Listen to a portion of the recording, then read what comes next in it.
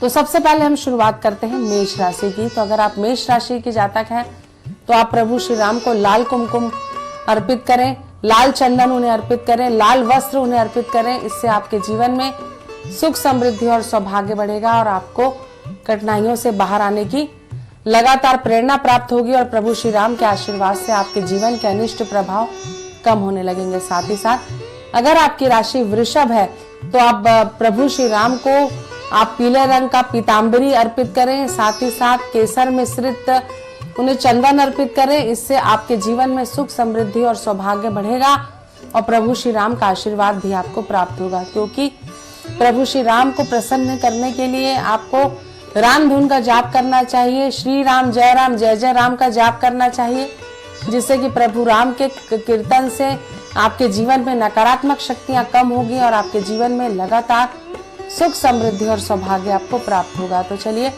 मिथुन राशि के जातकों को क्या करना चाहिए आपको बताते हैं।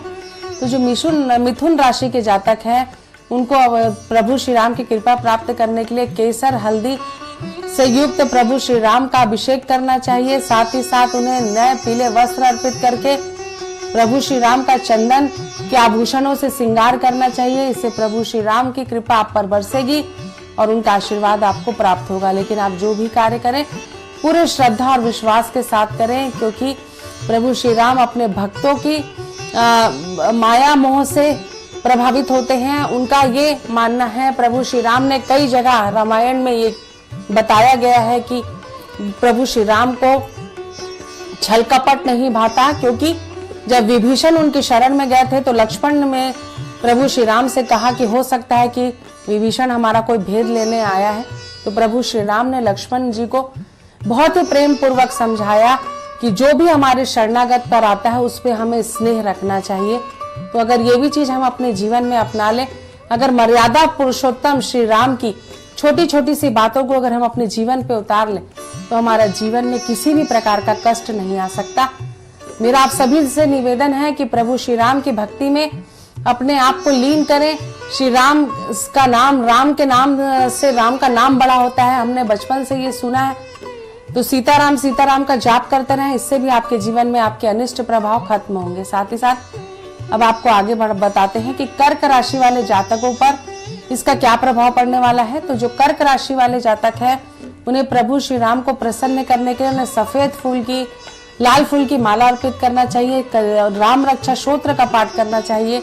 इससे आपके जीवन में आपके अनिष्ट प्रभाव खत्म होने लगेंगे। तो आपने जाना कि किस प्रकार मेष, वृषभ, कर्क राशि और मिथुन राशि के जातकों को प्रभु श्री राम को प्रसन्न करने के लिए क्या क्या करना चाहिए। तो चलिए अब हम आपको बताते हैं कि सिंह राशि वाले जातकों को प्रभु श्री राम को प्रसन्न करने के लिए कौन से उपाय करने चाहिए। तो सिंह राशि वाले जातकों को इस दिन राम रक्षा स्तोत्र का पाठ करना चाहिए, सुंदरकांड का पाठ करना चाहिए।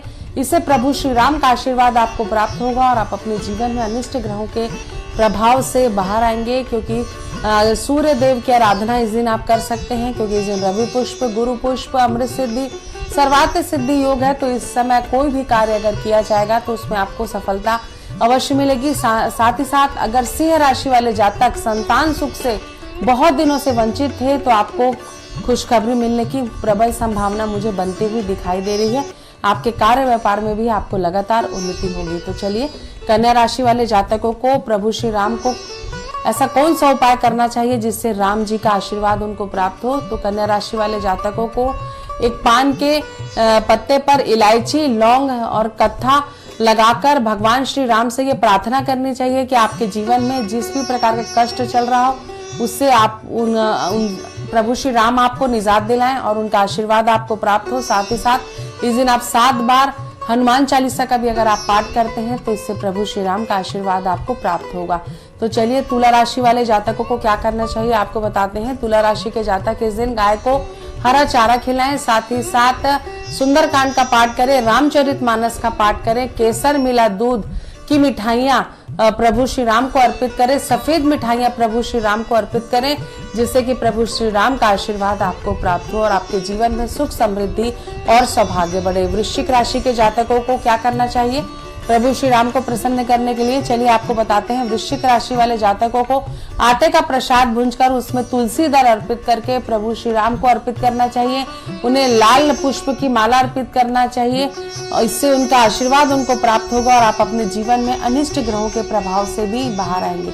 तो आपने जाना कि किस प्रकार सिंह, कन्या, तुला और वृश्चिक राशि वाले जातकों को ऐसे कौन से उपाय करने हैं जिससे कि प्रभु श्री राम का आशीर्वाद उन्हें प्राप्त हो। तो अब चलिए धनु राशि की चर्चा करते हैं कि धनु राशि वाले जातकों को रामनवमी के दिन ऐसा कौन सा उपाय करना चाहिए जिससे कि प्रभु श्री राम का आशीर्वाद उन्हें प्राप्त हो। तो आपको केसर मिश्रित सफेद और पीली मिठाइयां प्रभु श्री राम को अर्पित करनी चाहिए।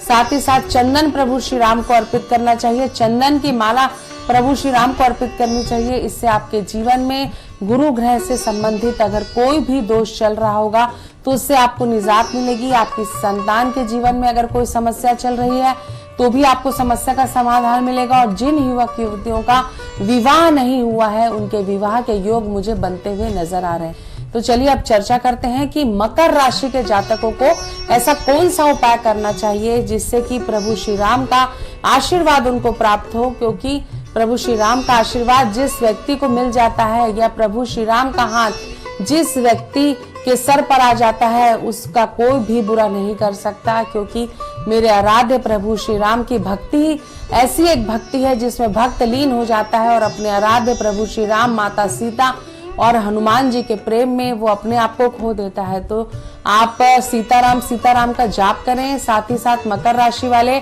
जातकों को जीवन में उन्नति पाने के लिए पंजरी का प्रसाद चढ़ाना चाहिए। गरीबों को मिठाइयों का दान करना चाहिए। साथ ही साथ अगर आप इस दिन पीली वस्तुएं दान में देते हैं तो भी आपको बहुत लाभ होगा और आपके जीवन में जो ग्रहों के अनिष्ट प्रभाव चल रहे हैं उससे भी आपको लाभ होगा।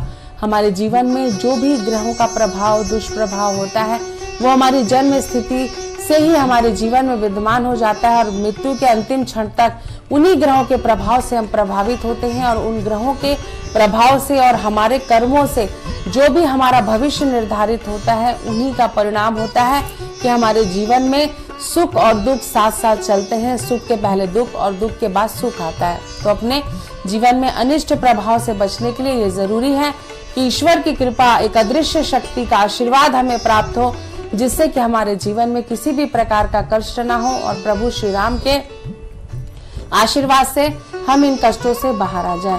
तो जो कुंभ राशि के जातक हैं उनको क्या करना चाहिए ये आपको बताते हैं। तो जो कुंभ राशि के जातक हैं उन्हें इस दिन पीले वस्त्रों का दान करना चाहिए। रामचरितमानस का दान करना चाहिए।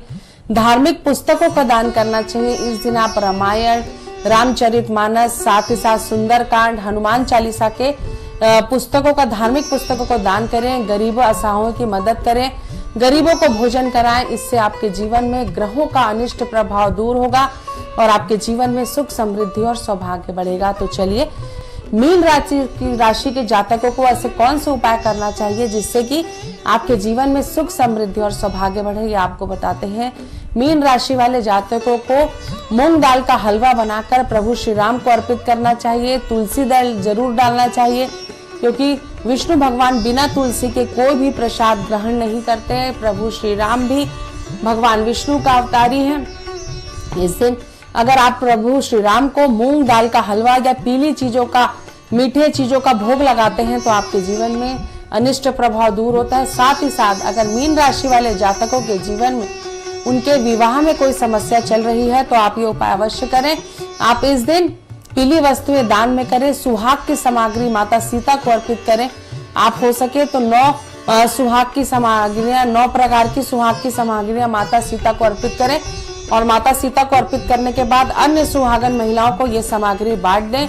इससे अगर आपके वैवाहिक जीवन में किसी भी प्रकार का कष्ट अगर चल रहा होगा तो उससे आपको निजात मिलेगा और आपके संबंध मधुर होंगे। तो आपने जाना कि किस प्रकार 12 राशियां प्रभु श्री राम को प्रसन्न करने के लिए छोटे छोटे से उपाय कर उन्हें उनका आशीर्वाद प्राप्त कर सकती हैं। मैं एक बार फिर से आपको याद दिला दूं कि 30 तारीख को हम रामनवमी का त्योहार मनाने जा रहे हैं। रामनवमी चैत्र नवमी को मनाई जाती है। इस दिन अभिजीत मुहूर्त में, गुरु पुष्प योग में, रवि पुष्प योग में, सर्वार्थ सिद्धि योग में, अमृत सिद्धि योग में अगर आप कोई भी कार्य करते हैं तो उसको आपको बहुत ज्यादा प्रभाव आपके जीवन पर पड़ेगा और प्रभु श्री राम का आशीर्वाद भी आपको प्राप्त होगा।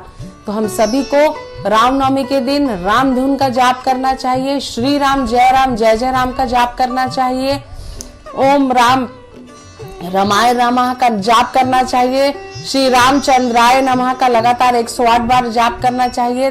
साथ ही साथ राम जी की भक्ति के साथ साथ हमें हनुमान जी की भक्ति भी करनी चाहिए, क्योंकि राम जी का हनुमान जी से बड़ा कोई भक्त नहीं है। और अगर हम राम जी को प्राप्त करना चाहते हैं या हनुमान जी को प्राप्त करना चाहते हैं, तो अगर हम दोनों की भक्ति करते हैं तो निश्चित ही राम जी और हनुमान जी का आशीर्वाद हम सबको प्राप्त होगा। आपके सभी के जीवन में प्रभु श्री राम का आशीर्वाद आप पर बना रहे, रामचंद्र जी की कृपा आप पर बरसे, माता सीता का आशीर्वाद आप पर को मिले। साथ ही साथ प्रभु राम के जैसे मर्यादा पुरुषोत्तम श्री राम के जीवन को हम अपने जीवन में उतार पाए और अपने जीवन में एक नई दिशा प्रदान करें अपने आप को, ताकि हम मर्यादा पुरुषोत्तम श्री राम के जो बनाए गए नियम है उसमें अगर हम चल जाए तो पूरे भारतवर्ष में राम राज्य आ जाएगा।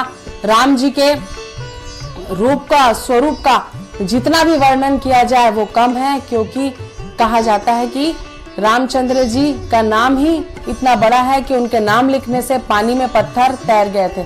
तो हम सभी पर प्रभु श्री राम की कृपा बनी रहे। आपको एक बार फिर से जय जय श्री राम। नमस्कार।